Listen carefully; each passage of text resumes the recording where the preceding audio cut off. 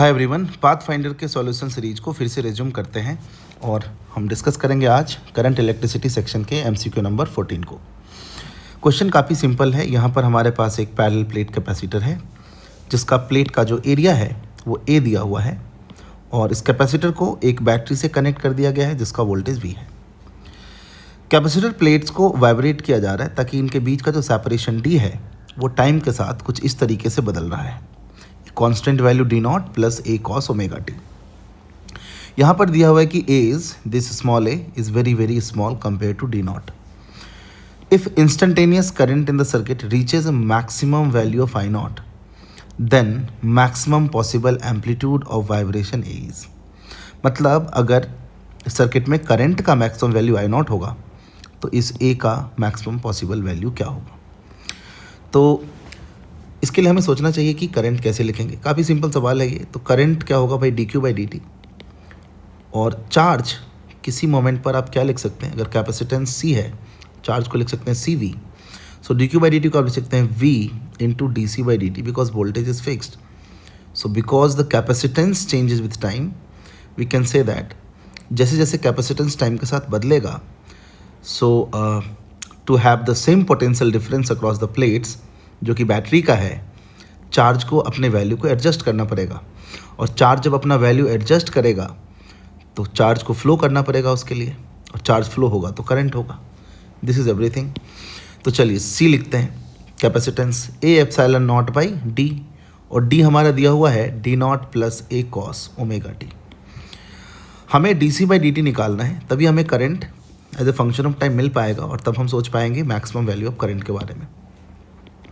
A epsilon naught by यहाँ से अगर हम डी नॉट को कॉमन ले लें, डी नॉट को कॉमन इसलिए ले रहे हैं ताकि हम यहाँ पर कुछ बाइनोमियल अप्रॉक्सीमेशन के बारे में सोच रहे हैं, क्योंकि यहाँ पर ये कहा कि ये जो ए है ये डी नॉट से काफ़ी कम है तो ये पूरा टर्म ही इससे काफ़ी कम होगा क्योंकि कॉस ओमेगा टी का वैल्यू तो वैसे भी 1 से छोटा ही होगा, मतलब -1 से +1 के बीच में होगा। तो अगर डी नॉट कॉमन ले लें तो आएगा 1 plus A cos omega t divided by D naught. इसको मैं लिख सकता हूँ a epsilon naught upon D naught और इस पूरे टर्म को ऊपर ले जाएंगे 1 plus A cos omega t divided by D naught. यहाँ पर -1 कर दिया तो 1 plus x to the power n है और ये बहुत छोटा है because a is very small compare to D naught. So this term is very small compare to 1। तो यहाँ पर हम बाइनोमियल अप्रॉक्सीमेशन लगा सकते हैं। So A epsilon naught upon D naught this is 1 minus A cos omega T by D naught. This is our C. So if we find dc upon dt यानी rate of change of capacitance तो इसका हो जाएगा 0। ये constant term यहाँ पर रहेगा, इसका तो हो गया 0 और इसका ओमेगा बाहर आएगा और कॉस का माइनस साइन, तो this will be A omega sine omega T by D naught. So our capacitance rate of change of capacitance will be A epsilon naught upon D square into A omega sine omega T. So current का expression क्या हो जाएगा भाई, current का expression will be V into D C by D T.